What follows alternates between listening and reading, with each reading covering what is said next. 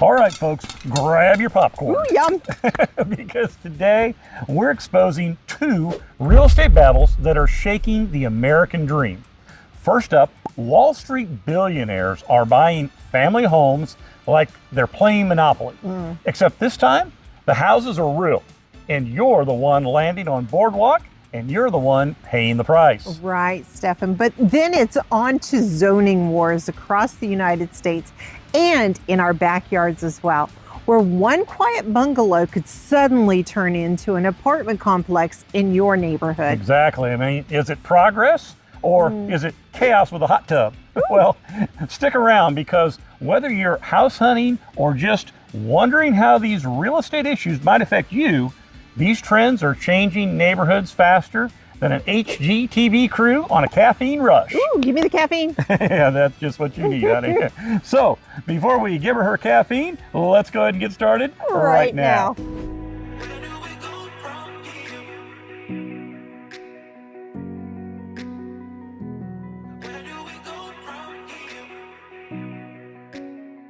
Hi, my name's Stefan. And I'm Leslie. And we are local real estate agents here in the Shenandoah Valley and Charlottesville areas of Virginia, and it's our honor to help folks all the time, just like yourself, who are moving here to the area, or maybe you're here in the area and you're moving out of the area. But we help you find a buyer for your home, or help you find a home in which to buy. If you are at that crossroads in your life, we'd love and be honored to help you as well. Our information is in the description below, so don't hesitate to call us, text us, email us. And you had better subscribe. No, I'm going to be nice. Please subscribe and touch that bell icon so you won't miss an episode of Virginia Mountain to Valley Living. I'm glad you were nice this time. I know, I was nice. So, but anyway, like we said, today we're going to look at two different real estate trends across the country. And this is a little different than most of the videos that we do. But I figured, these are really important topics. Yeah. Could be happening in some places of people that are watching us. And it might just be a good thing to talk about it, because there may be folks out there who don't know what some of these things that are going on. Could be. So the first one is institutional investors buying up single family homes. Right. I mean, Leslie, when we were growing up, a single family home was the American dream. It was. I mean, you had a backyard, maybe a white picket fence, maybe a dog or two. Right. I mean, but now it feels like that dream is getting auctioned off to Wall Street's big institutional investors. It does. Think hedge funds, private equity firms, and even corporations. They're buying up thousands of single family homes, especially in fast growing markets. And they're not buying them to live in. Right. They're renting them out. Right. Yeah, that's right, Stefan, because nothing says neighborhood charm like having a multi-billion-dollar business conglomerate as your next door neighbor. Yeah, exactly. I mean, I can't wait for the block party, right? Right? I mean, I wonder if they'll bring chips or just a queso. Yeah, right. Or probably just quarterly business earnings reports, though, right? Yeah, exactly. Right. Okay, but of course, this drives up prices and squeezes out the everyday buyer. Imagine you're a young couple finally ready to buy your first home. You've saved, you've budgeted, you've got your pre-approval letter in hand, and then, bam, you're outbid by a corporation that just wired cash, waived the inspections, and offered 10 grand over the asking price. How do you compete with that? Well, I mean, unless you've got a ship full of gold bullion somewhere, I don't know. Yeah, I checked. I think that ship sailed long ago. I'm not sure it ever sailed in the first place to begin with anyway. But that's the problem that some buyers are facing. Right. According to some studies, in certain zip codes, corporate investors own upwards of 20% of the housing stock. That's a fifth of the homes. I mean, 1 in every 5 not in the hands of families like yourself, right? But in portfolios of companies whose goal is to maximize returns. I mean, even the United States government is taking note of this trend. A report released in 2024 by the U.S. Government Accountability Office noted that as of 2022, 32 large investment companies collectively held around 450,000 single-family rental properties nationwide. The 5 biggest players accounted for roughly 300,000 of those homes. Wow. And while this represents only about 2% of the national single-family rental market, concentrations are much higher in certain cities like Atlanta, For example, where institutional firms control about a quarter of such rentals. Now, the GAO concluded that ownership levels like these may play a role in pushing up rents and housing prices. So not only do buyers get priced out, but renters are also paying the price, literally. But on the flip side, investors do provide rental housing and do sell off homes from time to time. And some argue that they help stabilize neighborhoods by renovating the distressed properties. But when the scale tips too far, it feels like, helping the house, if I can talk, it feels less like helping the housing market and more like monopolizing it. And that's where the controversy lies. Should there be limits on how many single-family homes a corporation can own in its community or in a certain community? Should there be tax disincentives for bulk purchases, or do we just let the market sort itself out? Yeah, right. I mean, personally, I think we would both agree that when a teacher, a firefighter, or a nurse, when they can't buy a home because they're competing with a billion-dollar company, something's broken. Yeah. I mean, housing isn't just about an investment. Yeah. It's supposed to be shelter. It's supposed to be stability, community. And if the only way to get into a neighborhood is to rent from a corporate landlord, well, I mean, that's not exactly the American dream. No. I mean, that's more like the American lease. Right. I mean, funny, but sad, I guess, at the same time. The American lease coming soon to a neighborhood near you. But really, this trend affects long-term wealth building. Homeownership has historically been the #1 way Americans build generational wealth. If that door is locked, future generations might not get the same shot at financial stability. Exactly. And whether you're for or against regulating big investor activity, this has become one of the hottest conversations in real estate right now. But there's probably a lot of people who want to know how much this is actually happening here in our own backyard. Right. And the truth is, like today, we are in Bridgewater, Virginia, here at the park down by the beautiful North River here that they have, and the waterfall here. Just a beautiful place. So in places like this, it's not happening a whole lot, although these numbers are really hard to pin down because even nationwide and statewide housing market reports don't always line up, and they rarely drill down to the local level in a way that's clear. But like I say, I think in this area, not as much. Yeah, no. Right. I mean, as we just showed, it's the larger metropolis areas, metropolitan areas, and they're fast-growing suburbs that tend to attract the most attention from institutional investors. You'll see this trend especially across the Southeast, the Midwest, and places like Arizona, where a strong rental and vacation home demand is there. But honestly, here in our corner of Virginia, we're not seeing that same level of impact. Sure, I mean, we have real estate investors who buy homes, but those massive national corporations scooping up entire neighborhoods, that's really not what's happening around here. Yeah, and I mean, it may be happening a little bit more in like Charlottesville area. I know that's kind of a popular area to do that. But overall, like you say, it's not really happening a whole lot here. And here's some more encouraging news for anyone thinking about buying a home in Virginia. Believe it or not, both Republicans and Democrats in the state actually agree on this issue. Woohoo, shocker.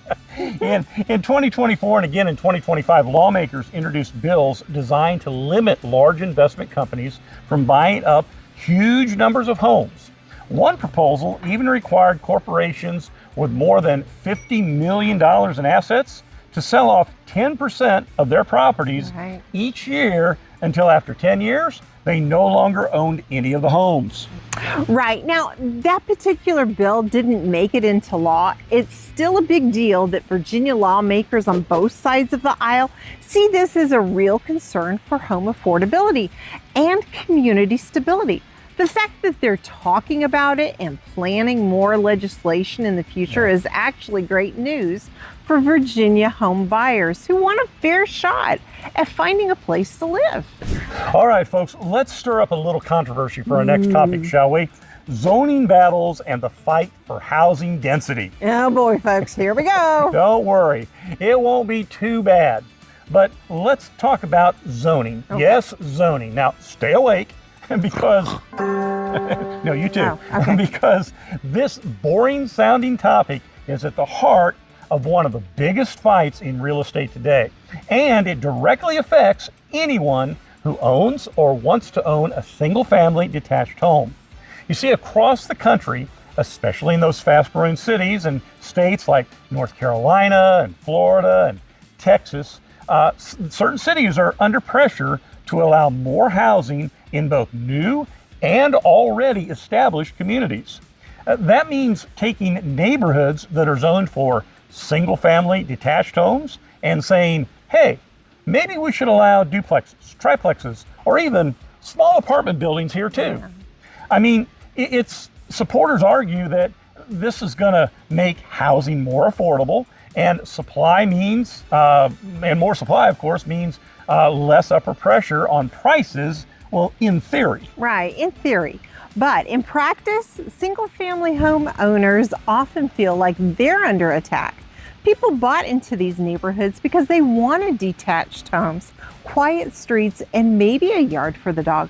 So when city planners say we're going to upzone your block so a developer can squeeze in 3 rental units next to you, it can feel like a bait and switch. Yeah, and I think we can all see why this is so controversial. I mean, homeowners say, I paid a premium for this kind of neighborhood, and now you're changing the rules. Yeah. But younger buyers and renters and other housing advocates say, hey, wait a minute. If we keep everything single family only, then prices will never come down and we'll never get a foot in the door. I mean, it's a classic clash that whether you're protecting the value of what people already own versus making housing accessible to people who don't own yet. But let's be clear about something though. If you're a buyer looking for a single family home, zoning changes can actually cut both ways. On one hand, more housing nearby might take some pressure off the prices. On the other hand, if you buy a home in a neighborhood and then the area suddenly allows multifamily development, your street might change faster than you bargained for. Think more cars parked on the street, more noise, and sometimes even a dip in your house values, at least in the short term. If buyers feel the single family charm is kind of being diluted. Yeah, exactly. And here's a real life example in our area of how zoning changes will likely reshape Charlottesville real estate. You know, right now, the city doesn't even have an active zoning code. Wow. And building permits have come to a complete stop. Why? But why? Well, back in December of 2023, the Charlottesville City Council unanimously voted to eliminate single-family zoning and parking requirements for new construction, aiming to boost housing density and address housing affordability. Okay. But by July of this year, 2025, it all came to a screeching halt due to a group of citizens who filed a lawsuit claiming that the city skipped studies, including a vital traffic impact study. Now, additionally, because the city's legal team failed to respond in time, the new zoning ordinance was frozen by a circuit court judge. Well, for now. For now. Yeah. But here's the thing. This pause is just a technicality. Once it's sorted out, they're likely going to see a major shift in Charlottesville's housing. Imagine a single family lot once home to one family now being replaced with a 12-unit apartment building. It's a possibility. That's multifamily housing springing up in established neighborhoods, and it's a game changer for neighborhoods. But what about longtime residents who bought into the charm of single-family neighborhoods? Picture a quiet street lined with beautiful homes until one lot transforms into a complex, and then another, and then another. Yeah, it's a bit like watching a puzzle come together, except you're not sure what the final picture will look like. Right. And sometimes it's more abstract than you can even imagine. Exactly. Right. But here's the big question. Is this the solution to the housing affordability crisis in Charlottesville and across the United States? or does it risk destroying neighborhood character? Right. Now, cities like Minneapolis, Minnesota, Gainesville, Florida, and Cambridge, Massachusetts have already taken this path, and experts believe Charlottesville will follow. But one thing's for sure, in 25 years, Right. if they do, Charlottesville's real estate market and skyline will likely look completely different than it does today. Right. But what do you think? Are these zoning changes good, or are they a threat to community life? We'd love it if you drop your thoughts and comments below. We'd love to know what you think. But finally, to my knowledge, there's no other cities or counties in our area that are currently pursuing the same course as Charlottesville. Right. So if you're moving to the area, you've got plenty of locations where this is not an issue, or maybe that's what you're looking for. If that's the case, if Charlottesville goes through with this, you'll have a spot that you're looking for as well. So there's options for whatever you like. But at the same time, whether you live here or any suburban metropolitan area in the United States, you should keep your eyes open. If you're buying, research not just what the neighborhood is, but what it might become.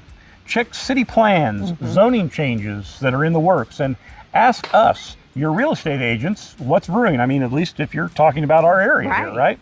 And for current homeowners, it means zoning is no longer a sleepy little city council topic. Right. It can literally change the character and the value of your biggest investment. Right. So the next time you see a zoning meeting notice in your mailbox, don't just toss it in the recycle bin.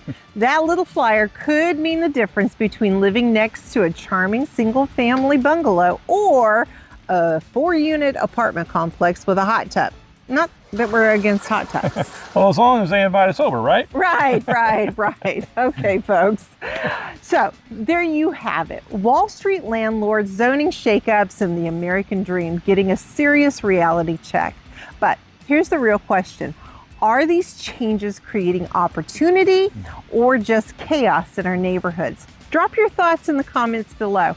We'd love to hear what you think. That's right. And if you're thinking about buying or selling here in the area, or you just want to talk through how these things could affect you, give us a call, give us a text, give us an email. All our contact information is in the description below. We'd be honored to help.